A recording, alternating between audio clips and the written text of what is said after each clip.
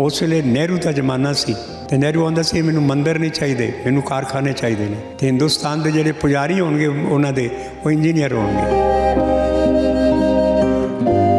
मनमोहन सिंह जी ते मैं अपनी स्पीच शुरू की, पहले तो मैं जिहड़ी शपथ लई वो संस्कृत दे विच लई, क्योंकि मैनूं संस्कृत दे नाल बड़ा प्यार सी। उस वेले अडवाणी ते सारे जिन्ने सन सब बेंच थपथपा के सारे ने वो एक वेखण वाला सीन सी। जिन्हां ने भारत पाकिस्तान की वंड वेले जां कह लीए जो पंजाब वड्ढिया गया तो उदों उजड़ के इस पासे आउंदे ने, उदों उन्होंने इत्थे पनाह लई ते उस तो बाद 6 वार वो विधायक बने। बिहार ते झारखंड की राजनीति दे विच एक वखरा नाम, मैं गल कर रहा सरदार इंदर सिंह नामधारी। साडे कुछ रिश्तेदार यूपी दे विच इटावे च रहिंदे सन, उन्होंने आख्या कि तुसीं इत्थे आ जाओ, उत्थों उजड़ के सियासत वाला पासे राह खुला है, वो किवें दिलचस्पी हुई? उन्होंने आख्या कि ये बड़ा वधिया भाषण दिंदा मुंडा, इनू असीं चुनाव लड़ाउणा है। ऐसा RSS के लोग ही हो। दीन दयाल उपाध्याय की जो मैं स्पीच सुनी मैं काफ़ी प्रभावित होया। उस वेले बड़े दंगे होंदे पे सन ते बच्चे जो नौजवान बसां नूं अग लांदे पे सन, तो उन्होंने आख्या कि सरकार क्यों नहीं इन्हां दे हत्थां 'च काम देंदी, क्यों नहीं इन्हां नूं अगे वधांदी कि पगड़ी धारी जेकर RSS नाल नेड़ता बनाउंदा है तो उन्होंने होर नज़र नाल वेख्या जांदा है कि साडा बंदा नहीं हो सकता, ये बगाना है। ये भावना आई 84 तो बाद जो इंदिरा गांधी की हत्या हुई है। 1971 का चुनाव आया, मेरे परिवार वाले आख्या तू 2 बारी आ रहा, तेनों होने तू तेन ही लड़न देना।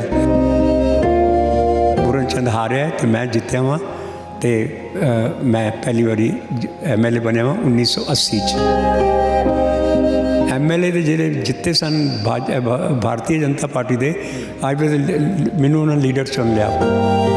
वो सारे बिहार के हो गया कि सब एक सिख आया, वो बहुत वधिया असैम्बली बोलता है। फिर मैं 90, 95, 2000, 2005, 2007 जिन्ने भी चुनाव आए फिर लगातार मैं जीती गया। बनया वहाँ MP मैंबर ऑफ पार्लीमेंट, तब तक मैं उन्होंने जनता दल वाले छड़ चुका, मैं इंडिपेंडेंट हो गया। इंडिपेंडेंट एक सिख का जितना उस इलाके दे विच।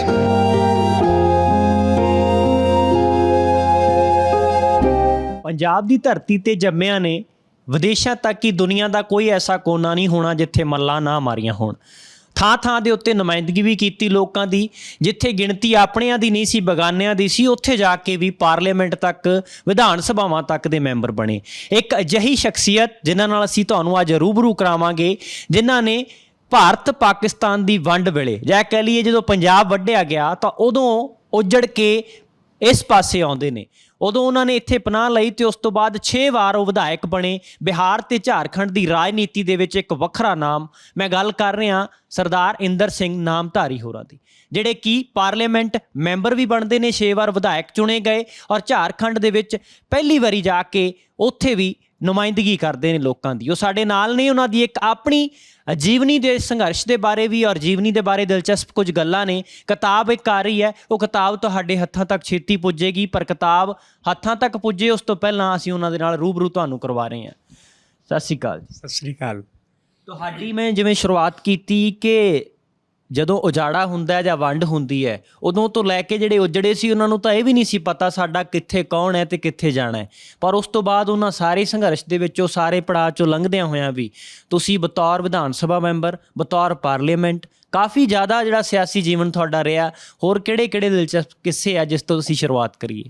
ਨਹੀਂ, ਇੱਕ ਤਾਂ ਗੁਰਬਾਣੀ ਦੇ ਵਿੱਚ ਵੀ ਲਿਖਿਆ ਹੋਇਆ ਕਿ ਜਿੱਥੇ ਦਾਣੇ ਲਿਖੇ ਹੋਏ ਨੇ, ਬਿਖੇਰੇ ਗਏ ਨੇ ਦਾਣੇ, ਉੱਥੋਂ ਜਾਣਾ, ਇਨਸਾਨ ਨੂੰ ਜਾਣਾ ਪੈਂਦਾ। ਕੋਈ ਸੋਚ ਨਹੀਂ ਸਕਦਾ ਕਿ ਜੰਮੂ ਦੇ ਕੋਲ ਪਾਕਿਸਤਾਨ ਦੇ ਵਿੱਚ ਜਿਹੜਾ ਨਸ਼ਹਿਰਾ ਪਿੰਡ ਸੀ ਜਲਾਲਪੁਰ ਦੇ ਕੋਲ, ਉੱਥੇ ਮੈਂ ਪੈਦਾ ਹੋਇਆ ਅਤੇ 7 ਸਾਲ ਅਤੇ 8 ਸਾਲ ਦੇ ਵਿੱਚ ਮੇਰੀ ਉਮਰ ਹੋਵੇਗੀ ਜਦੋਂ ਹਿੰਦੁਸਤਾਨ ਅਤੇ ਪਾਕਿਸਤਾਨ ਵੱਖ-ਵੱਖ ਹੋਏ ਨੇ। ਅਤੇ ਸਾਡੇ ਕੁਛ ਰਿਸ਼ਤੇਦਾਰ ਯੂਪੀ ਦੇ ਵਿੱਚ ਇਟਾਵੇ 'ਚ ਰਹਿੰਦੇ ਸਨ। उन्हें आख्या कि तुसीं इत्थे आ जाओ, उत्थों उजड़ के, तो 8-9 महीने उत्थे रहे। लेकिन फिर साडा वड्डे भरा जी सन, वो चले गए सन बिहार दे विच। ਤੇ ਉਹਨਾਂ ਨੇ ਆਖਿਆ ਕਿ ਨਹੀਂ ਤੇ ਇੱਥੇ ਤੋਂ ਜ਼ਿਆਦਾ ਅਸੀਂ ਕੰਮਕਾਜ ਕਰ ਸਕਨੇ, ਇੱਥੇ ਆ ਜਾਓ। ਤੇ ਫਿਰ ਮੇਰੀ ਜੀਵਨ ਦੀ ਅਸਲੀ ਸ਼ੁਰੂਆਤ ਉੱਥੇ ਹੋਈ ਡਾਲਟਨਗੰਜ ਦੇ ਵਿੱਚ। ਤਾਂ ਤੁਸੀਂ ਉਸ ਤੋਂ ਬਾਅਦ ਜਿਹੜਾ ਪੜ੍ਹਾਈ ਦਾ ਰੁਝਾਨ ਵੀ ਹੁੰਦਾ ਹੈ ਕਿ ਹੁਣ ਪੜ੍ਹਨਾ ਵੀ ਹੈ, ਲਿਖਣਾ ਵੀ ਹੈ, ਕਿਉਂਕਿ ਤਕਦੀਰ ਬਦਲਣ ਲਈ ਕਹਿੰਦੇ ਆ ਕਿ ਪਹਿਲਾਂ ਨਾ ਗਿਆਨ ਜ਼ਰੂਰੀ ਹੈ, ਇਹ ਦਿਮਾਗ ਜਿਹੜਾ ਤੇਜ਼ ਹੋਣਾ ਚਾਹੀਦਾ, ਬੁੱਧੀ ਨਾਲ ਹੀ ਸਭ ਕੁਝ ਸੰਭਵ ਆ। ਉਸ ਪਾਸੇ ਤੁਸੀਂ ਕਿਵੇਂ ਗਏ? ਕਿਸ ਨੇ ਕਿਹਾ ਕਿ ਤੁਹਾਨੂੰ ਇਸ ਪੜ੍ਹਾਈ ਵੱਲ ਪੈਣਾ ਚਾਹੀਦਾ ਔਰ ਕਿਵੇਂ ਸ਼ੁਰੂਆਤ ਹੋਈ? ਨਹੀਂ, ਅਸਲ 'ਚ ਸਕੂਲੀ ਸਿੱਖਿਆ ਉੱਥੇ ਸ਼ੁਰੂ ਕੀਤੀ। ਇੱਥੇ ਮੈਂ ਜਦੋਂ ਨਹੀਂ ਸੀ ਪਾਕਿਸਤਾਨ ਬਣਿਆ ਉਦੋਂ ਵੀ ਅਲਫ ਬੇ ਫਿਰ ਮੈਂ ਸਿੱਖਣ ਲੱਗ ਪਿਆ ਸਾਂ ਉੱਥੇ। ਲੇਕਿਨ ਜਦੋਂ ਬਿਹਾਰ ਵਿੱਚ ਪਹੁੰਚਿਆ ਉੱਥੇ ਦੇ ਕਾਖਾਗਾ ਉੱਥੇ ਹਿੰਦੀ ਪੜ੍ਹਾਈ ਜਾਂਦੀ ਸੀ, ਉੱਥੋਂ ਸ਼ੁਰੂਆਤ ਕੀਤੀ। ਅਤੇ ਕੁਛ ਟੀਚਰ ਜਿਹੜੇ ਲੋਕਲ ਸਨ ਉਹ ਕਾਫੀ ਸਮਝਦੇ ਹਨ ਕਿ ਭਾਸ਼ਣ ਵਗੈਰਾ ਚੰਗਾ ਦੇ ਸਕਦਾ ਹੈ। ਫਿਰ ਮੈਂ ਉੱਥੋਂ ਜ਼ਿਲ੍ਹਾ ਸਕੂਲ ਤੋਂ ਹੀ ਮੈਟ੍ਰਿਕ ਪਾਸ ਕੀਤੀ। ਫਿਰ ISC ਕਰਨ ਵਾਸਤੇ ਮੈਂ ਰਾਂਚੀ ਚਲਾ ਗਿਆ। ਸੈਂਟ ਜ਼ੇਵੀਅਰ ਕਾਲਜ ਬੜਾ ਵਧੀਆ ਕਾਲਜ ਹੈ, ਲੇਕਿਨ ਉੱਥੇ ਹੋਮ ਸਿਕਨੈਸ ਦੇ ਚਲਦਿਆਂ ਫਿਰ ਵਾਪਸ ਮੈਂ ਆ ਗਿਆ ਡਾਲਟਨਗੰਜ। ਅਤੇ ਇੱਕ ਨਵਾਂ ਕਾਲਜ ਖੁੱਲ੍ਹਾ ਸੀ, ਉੱਥੇ ਮੈਂ ਐਡਮਿਸ਼ਨ ਲੈ ਲਈ। ਲੇਕਿਨ ਯੂਨੀਵਰਸਿਟੀ ਦੇ ਵਿੱਚ ਮੇਰਾ ਤੀਜਾ ਜਾਂ ਚੌਥਾ ਨੰਬਰ ਆਇਆ। ਅਤੇ ਫਿਰ ਉਸ ਵੇਲੇ ਨਹਿਰੂ ਦਾ ਜ਼ਮਾਨਾ ਸੀ ਅਤੇ ਨਹਿਰੂ ਆਉਂਦਾ ਸੀ ਮੈਨੂੰ ਮੰਦਰ ਨਹੀਂ ਚਾਹੀਦੇ, ਮੈਨੂੰ ਕਾਰਖਾਨੇ ਚਾਹੀਦੇ ਨੇ। ਅਤੇ ਹਿੰਦੁਸਤਾਨ ਦੇ ਜਿਹੜੇ ਪੁਜਾਰੀ ਹੋਣਗੇ ਉਹਨਾਂ ਦੇ ਉਹ ਇੰਜੀਨੀਅਰ ਹੋਣਗੇ। ਇਸ ਵਾਸਤੇ ਇੰਨੀ ਇੰਜੀਨੀਅਰ ਬਣਨ ਦੀ ਇੰਨੀ ਲੋਕਾਂ ਦੇ ਮਨ 'ਚ ਜਜ਼ਬਾਤ ਸਨ ਕਿ ਮੈਂ ਨਾ ਚਾਹੁੰਦਾ, ਮੈਂ ਲਿਟਰੇਚਰ ਵੱਲ ਜਾਣਾ ਚਾਹੁੰਦਾ ਸਾਂ। ਲੇਕਿਨ ਵੇਖਾ ਵੇਖੀ ਮੇਰੇ ਦੋਸਤ ਸਨ ਸਾਰੇ ਇੰਜੀਨੀਅਰਿੰਗ ਵੱਲ ਚਲੇ ਗਏ ਅਤੇ ਮੈਨੂੰ ਵੀ BIT Sindri, Bihar institute of technology Sindri ਹੈ, ਬੜਾ ਵੱਡਾ ਕਾਲਜ ਹੈ ਇਸ ਵੇਲੇ। ਹੁਣ ਤਾਂ ਉਹ ਝਾਰਖੰਡ ਦੇ ਵਿੱਚ ਆ ਗਿਆ। ਅਤੇ ਉੱਥੇ ਫਿਰ ਮੈਂ ਐਡਮਿਸ਼ਨ ਲੈ ਲਈ। ਉੱਥੋਂ ਫਿਰ ਮੈਂ ਕਾਫੀ ਅੱਛੇ ਨੰਬਰਾਂ ਨਾਲ 1964 ਦੇ ਵਿੱਚ ਮੈਂ ਇੰਜੀਨੀਅਰਿੰਗ ਦੀ ਡਿਗਰੀ ਲੈ ਲਈ। ਅਤੇ ਚੂँਕਿ ਚੰਗੇ ਮੇਰੇ ਮਾਰਕਸ ਆਏ ਸਨ, ਮੈਨੂੰ ਉੱਥੇ ਹੀ ਉਹਨਾਂ ਨੇ ਲੈਕਚਰਰ ਬਣਾ ਲਿਆ। ਆਉਂਦੇ ਨੇ ਤੁਸੀਂ ਇੱਥੇ ਹੀ ਪੜ੍ਹਾਓ। ਅਤੇ ਮੈਂ ਫਿਰ ਲਗਭਗ 1 ਸਾਲ ਦੇ ਲਗਭਗ ਮੈਂ ਉੱਥੇ ਲੈਕਚਰਰਸ਼ਿਪ ਕੀਤੀ ਹੈ। ਉਸ ਦੇ ਦੌਰਾਨ ਮੇਰੀ ਸ਼ਾਦੀ ਹੋ ਗਈ 1964 ਦੇ ਵਿੱਚ ਹੀ। ਅਤੇ ਉਹ ਵੀ ਮੈਂ ਪ੍ਰਸੰਗ ਲਿਖਿਆ ਕਿ ਮੇਰੀ ਵਾਈਫ ਅਤੇ ਲੁਧਿਆਣੇ ਦੀ ਸੀ। ਇਸ ਵਾਸਤੇ ਇਹਨੇ ਮੈਨੂੰ ਲਿਖਿਆ ਸੀ ਕਿ ਲਵ ਮੀ ਲਿਟਲ ਬਟ ਲਵ ਮੀ ਲੌਂਗ। ਤਾਂ ਉਹਨੂੰ ਕੀ ਪਤਾ ਸੀ ਕਿ ਮੇਰੀ ਜ਼ਿੰਦਗੀ ਅੱਗੋਂ ਕਿਸ ਤਰ੍ਹਾਂ ਬੀਤਣ ਵਾਲੀ ਹੈ। ਅਤੇ ਮੈਨੂੰ ਖੁਦ ਨਹੀਂ ਸੀ ਪਤਾ ਕਿ ਕੱਲ੍ਹ ਕੀ ਹੋਣਾ ਹੈ। ਅਤੇ ਲੈਕਚਰਸ਼ਿਪ ਛੱਡ ਕੇ ਪਹਿਲਾਂ ਸਾਡਾ ਪਰਿਵਾਰ ਬਿਜ਼ਨਸ, ਕੱਪੜੇ ਦੇ ਬਿਜ਼ਨਸ ਸੀ। ਮੇਰੇ ਵੱਡੇ ਭਰਾ ਸੀ, 8 ਭਰਾ ਹੁੰਦੇ ਸਨ ਅਤੇ ਮੇਰਾ ਨੰਬਰ 6ਵਾਂ ਸੀ, ਮੇਰੇ ਤੋਂ 2 ਛੋਟੇ ਸਨ। ਅਤੇ ਮੈਂ ਪੜ੍ਹਨ ਲੱਗਾ ਅਤੇ ਜਦੋਂ ਪੜ੍ਹ ਕੇ ਇੰਜੀਨੀਅਰ ਬਣ ਕੇ ਗਿਆ ਤਾਂ ਉੱਥੇ ਫਿਰ ਤਦ ਤੱਕ ਬਿਜ਼ਨਸ ਚੰਗਾ ਸਥਾਪਿਤ ਹੋ ਗਿਆ ਸੀ। ਸਾਰੇ ਜਵਾਨ ਭਰਾ ਸਨ, ਉਹਨਾਂ ਨੇ ਕੰਮ ਕੀਤਾ ਬਿਜ਼ਨਸ ਵਿੱਚ, ਕਾਫੀ ਅੱਗੇ ਵਧੇ। ਤੁਸੀਂ ਪਰਿਵਾਰ ਦੀ ਗੱਲ ਕੀਤੀ ਹੈ, ਜਦੋਂ ਉਹਨਾਂ ਜ਼ਮਾਨਿਆਂ ਵਿੱਚ 6, 7 ਜਾਂ 8 ਭਰਾ ਹੋਣ ਤਾਂ ਫਿਰ ਕੰਮ ਵੀ ਵੰਡੇ ਜਾਂਦੇ ਸੀ ਕਿ 2 ਜਣਿਆਂ ਦਾ ਕੰਮ ਨਾ ਵੀ ਕਰੋ ਸਰ ਜਾਂਦਾ ਸੀ। ਤਾਂ ਇਸੇ ਕਰਕੇ ਤੁਹਾਨੂੰ ਲੱਗਿਆ ਕਿ ਹੁਣ ਸਿਆਸਤ ਵਾਲਾ ਪਾਸੇ ਰਾਹ ਖੁੱਲ੍ਹਾ ਹੈ। ਉਹ ਕਿਵੇਂ ਦਿਲਚਸਪੀ ਹੋਈ? ਜਿਹੜੇ ਇੰਜੀਨੀਅਰ ਬਣਨ ਵਾਲੇ ਉੱਧਰੋਂ ਉੱਜੜ ਕੇ ਆ ਕੇ ਪਤਾ ਨਹੀਂ ਸੀ ਕੀ ਕਰਨਾ ਹੈ, ਇੰਜੀਨੀਅਰ ਬਣੇ, ਲੈਕਚਰਰ ਬਣੇ, ਸਿਆਸਤ ਵਾਲੇ ਪਾਸੇ ਕਿਵੇਂ ਚਲੇ ਗਏ? ਸਿਆਸਤ ਵਾਲੇ ਪਾਸੇ ਚਲੇ ਗਏ ਕਿ ਮੇਰੇ ਇੱਕ ਵੱਡੇ ਭਰਾ ਕਿਰਪਾਲ ਸਿੰਘ ਜੀ, ਉੱਥੇ ਦੀ ਗੋਸ਼ਾਲਾ ਸੀ, ਕਿਉਂਕਿ ਚੰਗੇ ਕੱਪੜੇ ਦਾ ਵਪਾਰ ਸੀ ਇਹਨਾਂ ਦਾ। ਤਾਂ ਉੱਥੇ ਸਿਸਟਮ ਸੀ ਕਿ ਗੋਸ਼ਾਲਾ ਦੇ ਨਾਂ 'ਤੇ ਵੀ ਪੈਸੇ ਕੱਢੇ ਜਾਂਦੇ, ਜੋ ਕਿ ਕੋਈ ਖਰੀਦਦਾ ਸੀ ਅਤੇ ਬਿੱਲ ਦੇ ਮੁਤਾਬਿਕ ਗੋਸ਼ਾਲਾ ਦੇ ਵੀ ਪੈਸੇ ਕੱਢੇ ਜਾਂਦੇ ਸਨ। ਅਤੇ ਗੋਸ਼ਾਲਾ ਦਾ ਗੋਪਾਸ਼ਟਮੀ ਦਿਨ ਬੜਾ ਵੱਡਾ ਮੇਲਾ ਲੱਗਦਾ ਸੀ ਅਤੇ ਇਹ ਸੈਕਰਟਰੀ ਬਣ ਗਏ ਉੱਥੇ ਦੇ ਗੋਸ਼ਾਲਾ ਦੇ। ਅਤੇ ਮੈਂ ਉਸ ਵੇਲੇ ਲੈਕਚਰਰ ਛੱਡ ਕੇ ਅਤੇ ਮੈਂ ਡਾਕਟਰੀ ਪਹੁੰਚ ਗਿਆ ਸਾਂ। ਅਤੇ ਮੈਨੂੰ ਆਖਿਆ ਕਿ ਭਾਸ਼ਣ ਦਿਓ ਤੁਸੀਂ ਗੋਪਾਸ਼ਟਮੀ 'ਤੇ। ਅਤੇ ਮੈਂ ਜੋ ਲੈਕਚਰ ਦਿੱਤਾ ਹੈ ਤਾਂ ਉੱਥੇ ਦੇ ਸੁਣਨ ਵਾਲੇ ਜਿਹੜੇ ਸਨ, ਖਾਸ ਕਰਕੇ ਕਈ RSS ਦੇ ਲੋਕ ਵੀ ਸਨ, ਦੂਜੇ ਲੋਕ ਵੀ ਸਨ, ਉਹ ਬੜੇ ਪ੍ਰਭਾਵਿਤ ਹੋਏ। ਆਂਦੇ ਨੇ ਮੁੰਡਾ ਜਿਹੜਾ ਹੈ ਬਹੁਤ ਅੱਛਾ ਬੋਲਿਆ।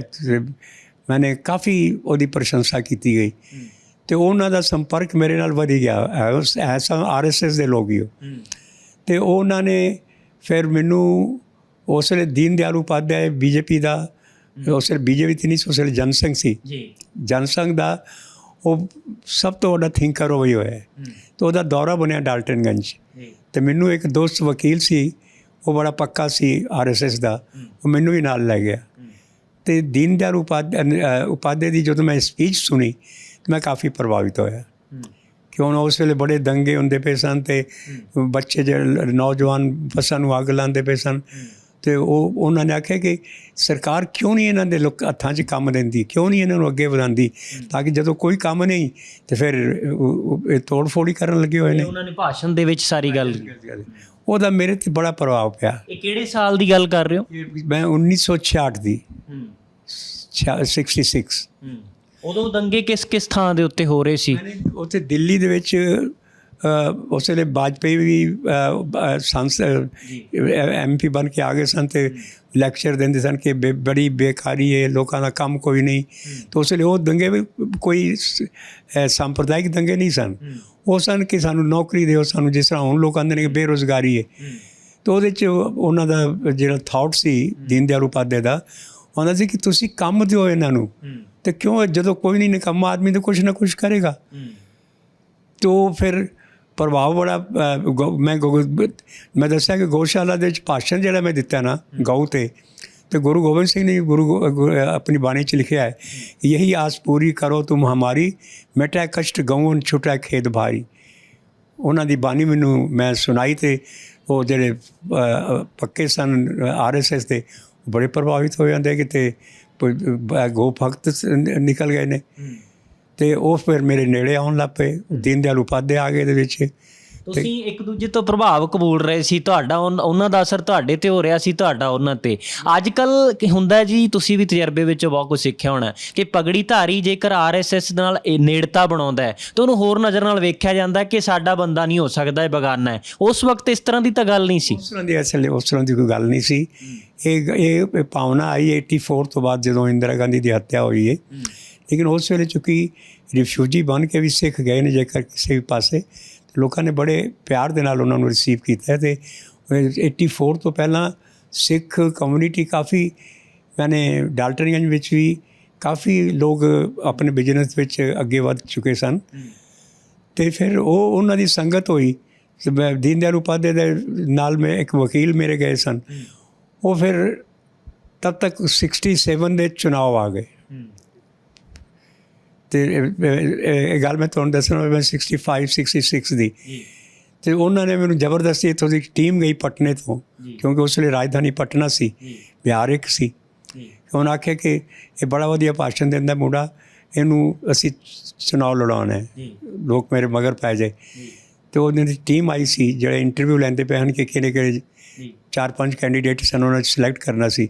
ਉਹਨਾਂ ਨੇ ਮੈਨੂੰ ਕਰ ਦਿੱਤਾ ਕਿ ਤੁਸੀਂ ਇਹਨੂੰ ਲੜਕੇ ਨੂੰ ਲੜਵਾ ਦਿਓ। ਉਸ ਵੇਲੇ ਮੇਰੀ ਉਮਰ ਠੀਕ 25 ਸਾਲ ਸੀ, 25 ਸਾਲ ਦੀ ਉਮਰ 'ਚ ਪਹਿਲੀ ਵਾਰੀ ਤੁਸੀਂ ਵਿਧਾਇਕ ਬਣ ਗਏ। ਵਿਧਾਇਕ ਨਹੀਂ ਬਣ ਸਕਿਆ।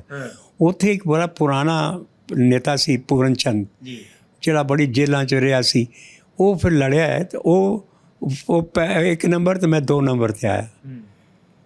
ਅਤੇ 1967 ਦਾ ਚੁਣਾਵ ਉਹ ਸੋਸ਼ਲਿਸਟ ਪਾਰਟੀ ਤੋਂ ਸੀ। ਬੜਾ ਗਰੀਬ ਦਾ ਨੇਤਾ, ਕਾਫੀ ਉਹਨੇ ਆਪਣੇ ਜੀਵਨ ਜ਼ਿੰਦਗੀ ਅਤੇ ਜੇਲ੍ਹ ਵਿੱਚ ਵੀ ਗੁਜ਼ਾਰੇ ਸਨ। ਅਤੇ ਲੇਕਿਨ ਇੱਕ ਸਿੱਖ ਦਾ ਨੰਬਰ 2 'ਤੇ ਆ ਕੇ, ਕਿਉਂਕਿ ਲੜੇ ਉੱਥੇ ਹੋਰ ਵੀ ਕਈ ਪੁਰਾਣੇ ਵਕੀਲ ਸਨ, ਕਈ ਲੋਕ ਲੜੇ, ਲੇਕਿਨ ਮੈਂ 25 ਸਾਲ ਦਾ ਲੜਕਾ ਸੈਕਿੰਡ ਆ ਗਿਆ।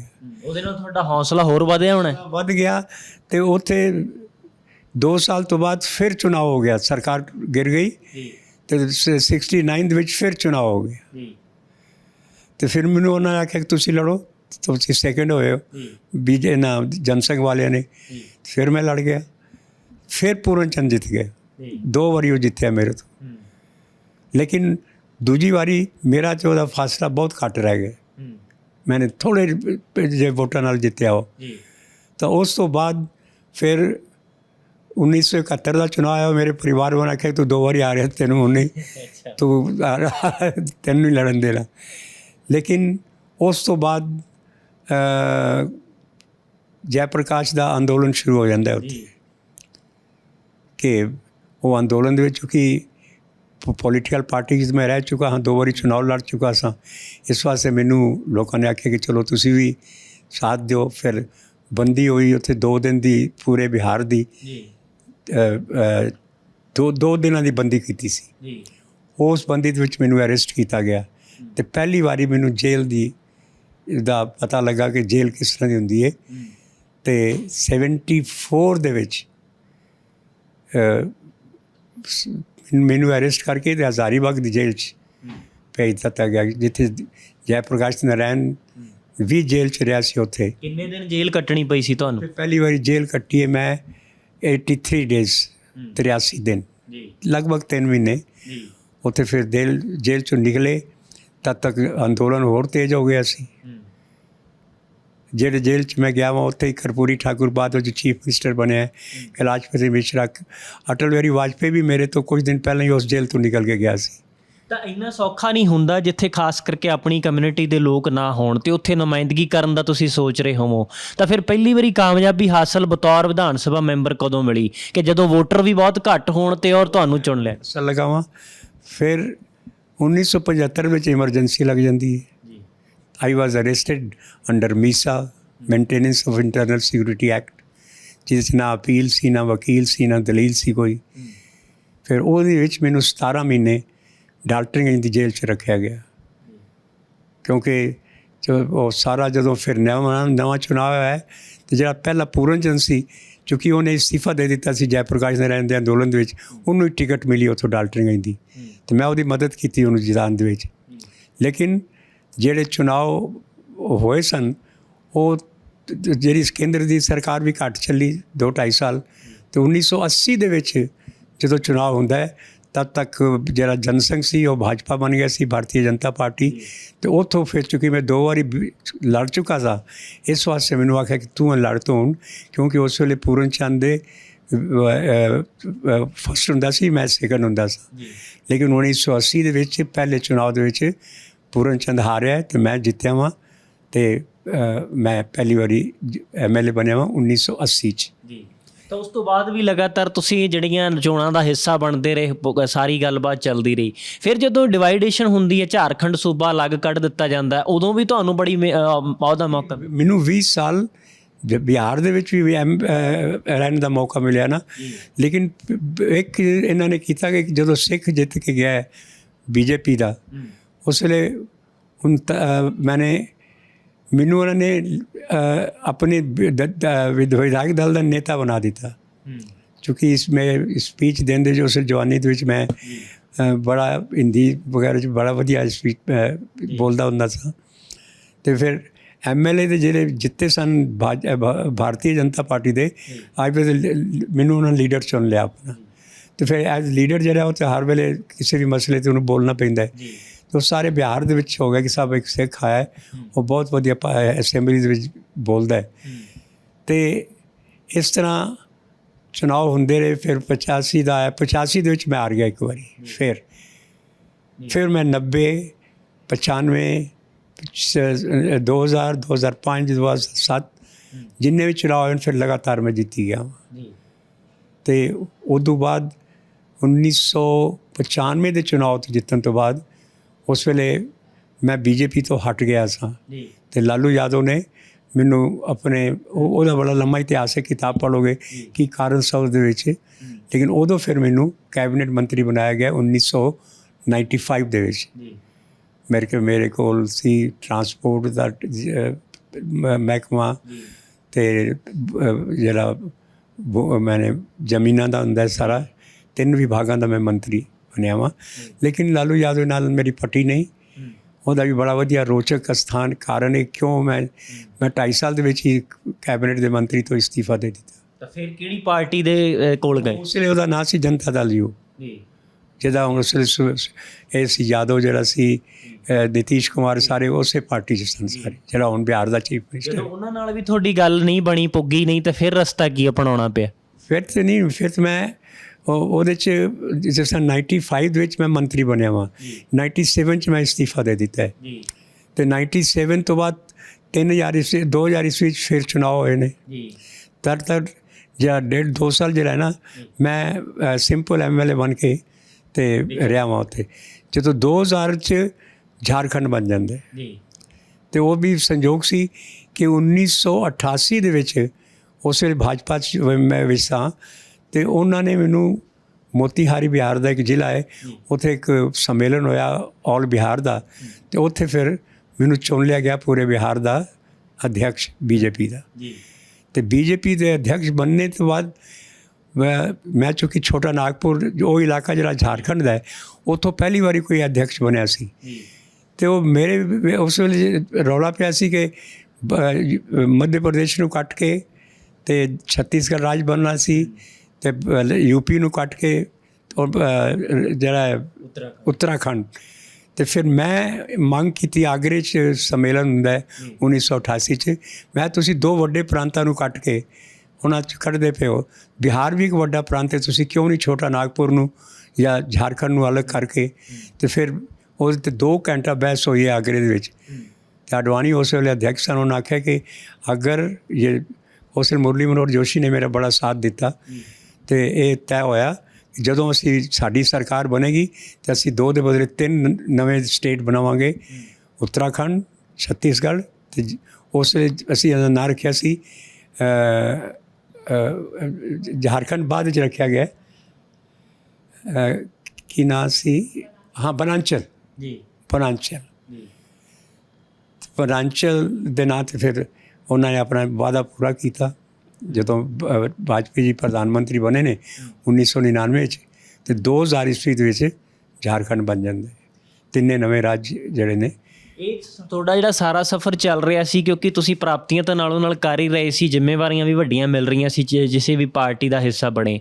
ਇਸ ਦੇ ਦੌਰਾਨ ਸੌਖਾ ਨਹੀਂ ਹੁੰਦਾ ਕਿ ਕਿਸੇ ਐਸੀ ਥਾਂ ਦੇ ਉੱਤੇ ਜਾਣਾ ਜਿੱਥੇ ਤੁਹਾਡਾ ਬਤੌਰ ਸਿੱਖ ਤਾਂ ਤੁਹਾਨੂੰ ਸਾਰੇ ਜਾਣਦੇ ਆ, ਪਰ ਤੁਹਾਡੀ ਕਮਿਊਨਿਟੀ ਦੇ ਆਪਣੇ ਲੋਕ ਬਹੁਤ ਘੱਟ ਹੈ, ਉਦੋਂ ਜ਼ਿੰਮੇਵਾਰੀਆਂ ਮਿਲ ਰਹੀਆਂ ਹੋਣ, ਉਦੋਂ ਝੱਲਣਾ ਕੀ ਪਿਆ ਤੁਹਾਨੂੰ? ਚੈਲੰਜ ਕਿਹੜੇ ਸੀ ਤੁਹਾਡੇ ਸਾਹਮਣੇ? ਇਹ ਚੈਲੰਜ ਤਾਂ ਇਮਰਜੈਂਸੀ ਦੇ ਵਿੱਚ ਉਸ ਵੇਲੇ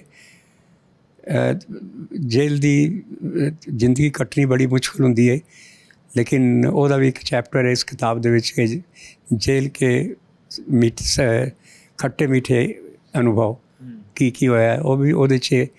ਫਿਰ ਖੱਟਾ ਮਿੱਠਾ ਸਾਡੇ ਨਾਲ ਤਜਰਬਾ ਸਾਂਝਾ ਕਰੋ, ਵੀ ਹੋਇਆ ਕੀ ਤੁਹਾਡੇ ਨਾਲ?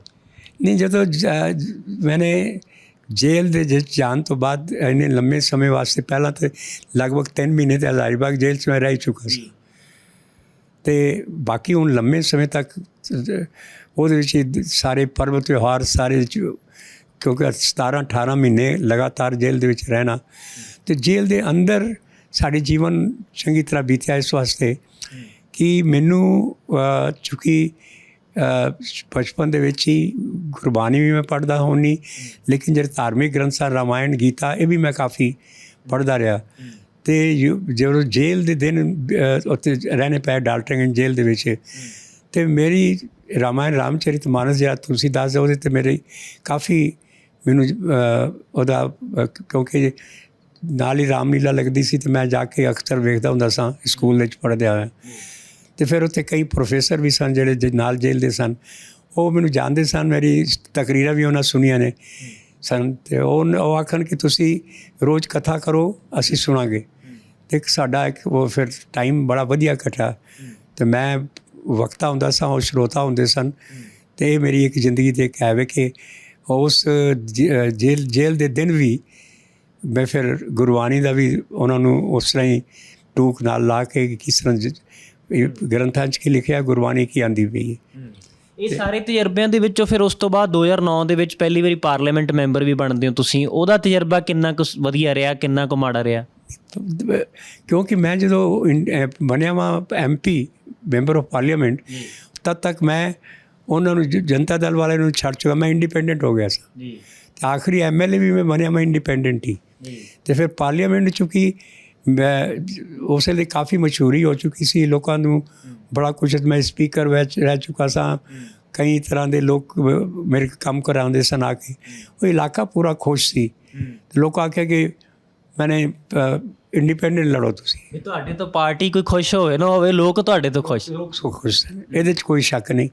ਲੋਕਾਂ ਦੀ ਗੱਲ ਮੈਂ ਜਦੋਂ ਇਹ ਇੰਡੀਪੈਂਡੈਂਟ ਇੱਕ ਸਿੱਖ ਦਾ ਜਿੱਤਣਾ ਉਸ ਇਲਾਕੇ ਦੇ ਵਿੱਚ, ਉਹ ਬੜੀ ਵੱਡੀ ਗੱਲ ਸੀ। ਅਤੇ ਮੈਂ ਜਦੋਂ ਫਿਰ ਓਥ ਲਈਏ, ਫਿਰ ਮੇਰੀ ਪਹਿਲੀ ਸਪੀਚ ਜਿਹੜੀ ਹੈ ਲੋਕ ਸਭਾ ਦੇ ਵਿੱਚ ਮੈਂ ਸ਼ੁਰੂ ਹੀ ਕੀਤਾ, ਉਸ ਵੇਲੇ ਮੈਨੇ ਅਡਵਾਨੀ ਅਧਿਅਕਸ਼ ਸੀ, ਇੱਧਰ ਮੁਲਾਇਮ ਸਿੰਘ, ਇਹ ਵੀ ਕੀ ਨਾਂ ਹੈ, ਚੀਫ ਪ੍ਰਾਈਮ ਮਿਨਿਸਟਰ ਉਸ ਵੇਲੇ ਮਨਮੋਹਨ ਸਿੰਘ ਜੀ, ਅਤੇ ਮੈਂ ਆਪਣੀ ਸਪੀਚ ਸ਼ੁਰੂ ਕੀਤੀ। ਪਹਿਲਾਂ ਤਾਂ ਮੈਂ ਜਿਹੜੀ ਸ਼ਪਥ ਲਈ ਉਹ ਸੰਸਕ੍ਰਿਤ ਦੇ ਵਿੱਚ ਲਈ, ਕਿਉਂਕਿ ਮੈਨੂੰ ਸੰਸਕ੍ਰਿਤ ਦੇ ਨਾਲ ਬੜਾ ਪਿਆਰ ਸੀ।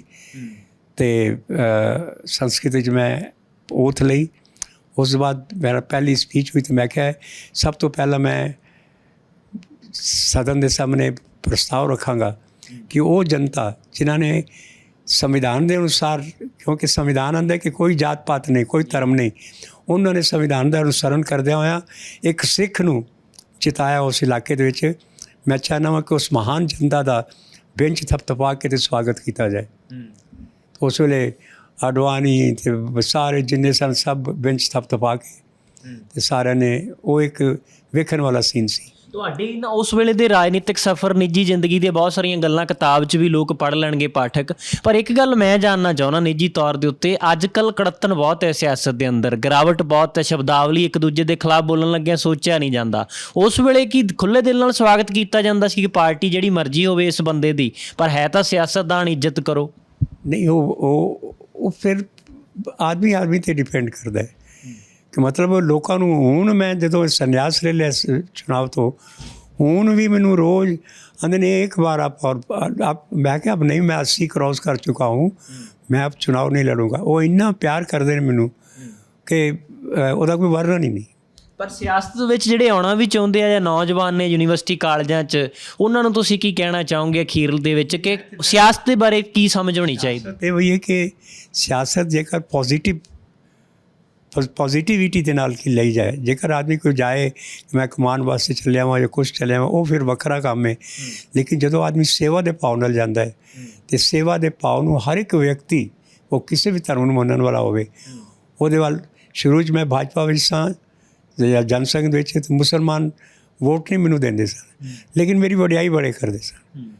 ਅਤੇ ਜਦੋਂ ਮੈਂ ਛੱਡਿਆ, ਉਹਨਾਂ ਸਾਰਿਆਂ ਮੈਨੂੰ ਵੋਟ ਦੇਣੇ ਸ਼ੁਰੂ ਕਰਤੇ। ਆਂਦੇ ਉਸ ਵੇਲੇ ਵੋਟ ਨਹੀਂ ਤਾਂ ਦਿੰਦੇ, ਲੇਕਿਨ ਤੁਹਾਡੇ 'ਤੇ ਅਸੀਂ ਬੜੇ ਖੁਸ਼ ਹਾਂ। ਇਸ ਵਾਸਤੇ ਜਿਸ ਤਰ੍ਹਾਂ ਮੈਂ ਜਨਤਾ ਦਲ ਦੇ ਵਿੱਚ ਲੜਿਆ, ਫਿਰ ਯਕਦਮ ਮੁਸਲਮਾਨ ਮੈਨੂੰ ਵੋਟ ਦੇਣ ਲੱਗ ਪਏ। ਆਦਮੀ ਤਾਂ ਬਦਲ ਜਾਂਦੇ ਹੋ, ਲੇਕਿਨ ਉਹ ਆਉਂਦੇ ਨੇ ਅਸੀਂ ਸੋਚਦੇ ਹਾਂ ਆਦਮੀ ਚੰਗਾ, ਲੇਕਿਨ ਜਗ੍ਹਾ ਸਾਡੇ ਮਨ ਦੇ ਮੁਤਾਬਿਕ ਨਹੀਂ ਸੀ। ਅਤੇ ਬੜੇ ਅਨੁਭਵ ਹੋਏ ਨੇ ਜੀਵਨ ਦੇ ਵਿੱਚ। ਅਤੇ ਲੋਕ ਸਭਾ ਦੇ ਵਿੱਚ ਮੈਂ ਇੰਡੀਪੈਂਡੈਂਟ ਗਿਆ ਵਾਂ, ਅਤੇ ਇੰਡੀਪੈਂਡੈਂਟ ਵਿੱਚ ਲੋਕ, ਲੇਕਿਨ ਮੈਂ ਕੋਈ ਡਿੰਗ ਨਹੀਂ ਹਾਕਦਾ, ਲੇਕਿਨ ਮੈਨੂੰ ਉਦੋਂ ਪਤਾ ਲੱਗਾ ਕਿ ਇੰਡੀਪੈਂਡੈਂਟ ਬਣਨਾ ਵੀ ਬਹੁਤ ਕਮਾਈ ਵਾਲਾ ਕੰਮ ਹੈ। ਜੇਕਰ ਉੱਥੇ ਰਾਜ ਸਭਾ ਦਾ ਚੁਣਾਵ ਹੋਣਾ ਸੀ ਅਤੇ ਬੀਜੇਪੀ ਨੇ ਆਪਣਾ ਕੈਂਡੀਡੇਟ ਦਿੱਤਾ ਸੀ, ਇੱਕ ਵੋਟ ਦਾ ਮੈਂ ਇੰਡੀਪੈਂਡੈਂਟ ਸਾਂ, ਭਾਵੇਂ ਇੱਧਰ ਵੋਟ ਦਿੰਦਾ, ਭਾਵੇਂ ਮੈਂ ਉੱਧਰ ਵੋਟ ਦਿੰਦਾ। ਲੇਕਿਨ ਚੂੰਕਿ ਬੀਜੇਪੀ ਦੇ ਨਾਲ ਪੁਰਾਣੇ ਰਿਸ਼ਤੇ ਸਨ, ਅਤੇ ਜਦੋਂ ਉਹਨਾਂ ਦਾ ਕੈਂਡੀਡੇਟ ਖਲੋਤਾ, ਉਹਨਾਂ ਪਹਿਲਾਂ ਹੀ ਮੈਨੂੰ ਆ ਕੇ ਤੋਂ ਦਿੱਲੀ ਤੋਂ ਕੋਈ ਇੱਥੇ ਦਾ ਨੇਤਾ ਗਿਆ ਸੀ, ਮੇਰਾ ਪਰਚੀ ਸੀ, ਉਹ ਰਾਂਚੀ ਪਹੁੰਚਿਆ ਅਤੇ ਉਹਨੇ ਆਖਿਆ ਕਿ ਤੁਸੀਂ ਸਾਨੂੰ ਸਾਡੇ ਕੈਂਡੀਡੇਟ ਨੂੰ ਵੋਟ ਦੇ ਦਿਓ, ਤੁਸੀਂ ਇੰਡੀਪੈਂਡੈਂਟ ਹੋ। ਅਤੇ ਬੜੀ ਕੜੀ ਲੜਾਈ ਹੈ। ਮੇਰੇ ਕੋਲ ਉਹਨੇ ਵਾਅਦਾ ਲੈ ਲਿਆ। ਅਤੇ ਬਾਅਦ ਜਿਹੜਾ ਦੂਜਾ ਗਿਆ ਸੀ ਇੰਡੀਪੈਂਡੈਂਟ, ਉਹ ਬੜਾ ਨਾਮੀ ਵਕੀਲ ਹੈ ਸੁਪਰੀਮ ਕੋਰਟ ਦਾ, ਉਹ ਮੇਰੇ ਘਰ ਪਹੁੰਚ ਆਂਦਾ ਕਿ ਤੁਸੀਂ ਇੱਕ ਵੋਟ ਦੀ ਲੜਾਈ ਹੁੰਦੀ ਪਈ ਹੈ, 5 ਕਰੋੜ ਰੁਪਈਆ ਪੈਂਦਾ ਪਿਆ ਸੀ ਕੀਮਤ ਆ ਕੇ। ਮੈਂ ਆਖਿਆ ਕਿ ਵੇਖੋ, ਮੈਂ ਨਾਂ ਵੀ ਦੱਸ ਦੇਣਾ, ਉਸ ਵਕੀਲ ਦਾ ਕਿਤਾਬ ਦੇ ਵਿੱਚ ਲਿਖਿਆ ਹੋਇਆ ਹੈ। ਮੈਂ ਕਿਹਾ देखिए, मैं वचन दे चुका कि फर्स्ट प्रेफरेंस वोट मैं दूंगा जो बीजेपी का कैंडिडेट है, सेकंड आपको दे दूंगा। आंदा आप मेरी बात समझिए, एक ही वोट से जीतने वाला है। मैं कहा फिर मैं जब अपने वचन से नहीं पीछे हटूंगा। ਦੂਜੇ ਪਾਸੇ ਕੀ ਕਾਂਗਰਸ ਦੇ ਜਿਹੜੇ ਸੀ MP ਗਏ ਸੀ ਤੁਹਾਡੇ ਕੋਲ, ਜਿਹੜੇ ਕਹਿੰਦੇ ਸੀ 5 ਕਰੋੜ ਲੈ ਲਓ? ਉਹਨਾਂ ਅਮਾਊਂਟ ਨਹੀਂ ਕੱਢੀ ਮੇਰੇ ਕੋਲ, ਲੇਕਿਨ ਬਾਅਦ ਵਿੱਚ ਅਖਬਾਰਾਂ 'ਚ ਨਿਕਲਿਆ ਕਿ 5 ਕਰੋੜ ਕੀਮਤ ਪੈਂਦੀ ਪਈ ਸੀ, ਕਿਉਂਕਿ ਮੈਂ ਤਾਂ ਉਸ ਪਾਸੇ ਟੁਰਿਆ ਹੀ ਨਹੀਂ। ਮੈਂ ਕਿਹਾ ਮੈਂ ਪਹਿਲਾ ਵਚਨ ਦੇ ਚੁੱਕਿਆ ਹਾਂ। ਤੁਸੀਂ ਜੇਕਰ 2 ਦਿਨ ਪਹਿਲਾਂ ਆ ਜਾਂਦੇ, 1 ਦਿਨ ਆ ਜਾਂਦੇ ਪਹਿਲਾਂ, ਉੱਥੇ ਮੀਟਿੰਗ ਦੇ ਵਿੱਚ ਮੈਂ ਅਨਾਊਂਸ ਕਰਤਾ ਕਿ ਮੈਂ ਵੋਟ ਇਸ ਤੁਹਾਡੇ ਕੈਂਡੀਡੇਟ ਨੂੰ ਦਿਆਂਗਾ। ਅਤੇ ਹੁਣ ਮੈਂ ਬਦਲ ਨਹੀਂ ਸਕਦਾ। ਲੋਕ ਮੇਰੇ 'ਤੇ ਬੜੇ ਕੋਈ ਕੁਛ ਸੋਚੇਗਾ ਕਿ ਇੰਨੇ ਰੁਪਏ ਲੈ ਲੈਣੇ ਕੇ ਲਈ। ਇਸ ਵਾਰ ਮੈਂ ਸੈਕਿੰਡ ਪ੍ਰੈਫਰੈਂਸ ਦੇਗਾ। ਉਹ ਮੈਨੂੰ ਵਕੀਲ ਦਾ ਨਾਂ ਨਹੀਂ ਯਾਦ ਆਉਂਦਾ, ਬੜਾ ਨਾਮੀ ਵਕੀਲ ਹੈ ਸੁਪਰੀਮ ਕੋਰਟ ਦਾ ਹੈ। ਹਾਂ, ਆਨੰਦ, RK ਆਨੰਦ, ਉਹ ਮੇਰੀ ਇਹ ਬਹਿੰਦੀ ਸੀ ਜਦੋਂ ਮੈਂ ਲਿਖਦਾ ਲਾਈਫ ਨਾ, ਇਹਨੂੰ ਯਾਦ ਰਹਿੰਦਾ ਸੀ। ਤਾਂ ਕਿਤਾਬ ਦੇ ਵਿੱਚ ਬਹੁਤ ਸਾਰੀਆਂ ਗੱਲਾਂ ਪਾਠਕਾਂ ਨੇ ਖੁਦ ਵੀ ਪੜ੍ਹਨੀਆਂ। ਜੇ ਆਪਾਂ ਸਾਰਾ ਕੁਝ ਇੱਥੇ ਦੱਸਤਾ ਫਿਰ ਕਿਤਾਬ ਨਹੀਂ ਪੜ੍ਹੀ ਜਾਣੀ। ਤਾਂ ਅਖੀਰ ਦੇ ਵਿੱਚ ਇੱਕੋ ਸ਼ਬਦ ਦੇ ਨਾਲ ਕਿ ਨਿਚੋੜ ਕੀ ਕੱਢਿਆ ਆਪਣੀ ਨਿੱਜੀ ਜ਼ਿੰਦਗੀ ਦੇ ਤਜਰਬਿਆਂ 'ਚ ਔਰ ਸਿਆਸਤ ਦੇ ਵਿੱਚ ਰਹਿੰਦੇ? ਉਹਦੇ 'ਚ ਨਿਚੋੜ ਇਹ ਹੀ ਹੈ ਕਿ ਜੇਕਰ ਆਦਮੀ ਸੱਚੀ ਨੀਅਤ ਦੇ ਨਾਲ ਵਧੇ ਅੱਗੇ ਤੇ ਪ੍ਰਮਾਤਮਾ ਪ੍ਰਕਿਰਤੀ ਦੇ ਸਾਥ ਦਿੰਦੀ ਹੈ ਤੇ ਆਦਮੀ ਦੇ ਮਨ 'ਚ ਸ਼ਾਂਤੀ ਵੀ ਬਹੁਤ ਰਹਿੰਦੀ ਹੈ। ਇਸ ਵਾਸਤੇ ਰਾਜਨੀਤੀ ਦੇ ਵਿੱਚ ਇੰਨਾ ਚਿਰ ਰਹਿਣ ਤੋਂ ਬਾਅਦ ਵੀ ਮੇਰੇ ਮਨ 'ਚ ਕੋਈ ਹਵਸ਼ ਨਹੀਂ ਕਿ ਮੈਨੂੰ ਹੋਰ ਮੈਂ ਇੱਕਦਮ ਜਿਸ ਤਰ੍ਹਾਂ 75 ਮੋਦੀ ਬਣ ਗਿਆ ਪ੍ਰਾਈਮ ਮਿਨਿਸਟਰ 75 ਸਾਲ ਤੇ ਮੈਂ ਵੀ ਮਨ 'ਚ ਬਣਾ ਲਿਆ ਕਿ 75 ਸਾਲ, ਕਿਉਂਕਿ ਮੈਂ ਵੀ ਇੱਕ ਲੇਖ ਲਿਖਿਆ ਸੀ, ਮੇਰੇ ਕੋਲ ਅਖਬਾਰ ਵਾਲੇ ਨੇ ਪੁੱਛਿਆ ਸੀ, ਪ੍ਰਭਾਤ ਖਬਰ ਜਿਹੜਾ ਹਰੀਵੰਸ਼ ਇਹਦਾ ਸੰਪਾਦਕ ਹੁੰਦਾ ਸੀ ਉਸ ਵੇਲੇ, ਕਿ ਪੋਲੀਟੀਸ਼ੀਅਨ ਨੂੰ ਕਿਹੜੀ ਉਮਰ ਦੇ ਵਿੱਚ ਰਿਟਾਇਰ ਕਰਨਾ ਚਾਹੀਦਾ ਹੈ, ਤੇ ਮੈਂ ਲਿਖਿਆ ਸੀ 75 ਦੇ ਵਿੱਚ। ਉਸ ਵੇਲੇ ਮਨਮੋਹਨ ਸਿੰਘ 75 ਦਾ ਸੀ ਤੇ ਮੈਂ ਕਿਹਾ ਕਿ ਇਹ ਇੱਕ ਹੋਣੀ ਚਾਹੀਦੀ, ਉਸ ਤੋਂ ਬਾਅਦ ਲੋਕਾਂ ਨੂੰ ਰਾਜਨੀਤੀ ਛੱਡ ਦੇਣੀ ਚਾਹੀਦੀ। ਤੇ ਫਿਰ ਮੈਂ ਉਹਦਾ ਫੋਲੋ ਵੀ ਕੀਤਾ ਉਹਨੂੰ। ਤੇ ਹੁਣ ਬੜੀਆਂ ਗੱਲਾਂ ਨੇ, ਮੈਂ ਮਤਲਬ ਮੋਟੀਆਂ ਗੱਲਾਂ ਕਿਸ ਤਰ੍ਹਾਂ ਪਾਕਿਸਤਾਨ ਤੋਂ ਇੱਕ ਆ ਕੇ ਤੇ ਉੱਥੇ ਲੋਕਾਂ ਨੇ ਬੜਾ ਹੀ ਪਿਆਰ ਦਿੱਤਾ, ਜਿੰਨਾ ਮੈਨੇ ਵਰਣਨ ਨਹੀਂ ਕੀਤਾ ਜਾ ਸਕਦਾ। ਬਹੁਤ ਸ਼ੁਕਰੀਆ ਜੀ। ਇਹ ਸਨ ਸਾਡੇ ਨਾਲ ਇੰਦਰ ਸਿੰਘ ਨਾਮਧਾਰੀ ਜੀ, ਜਿਨ੍ਹਾਂ ਨੇ ਬਤੌਰ ਸਿਆਸਤਦਾਨ ਔਰ ਨਿੱਜੀ ਤਜਰਬੇ ਵੀ ਸਾਂਝੇ ਕੀਤੇ।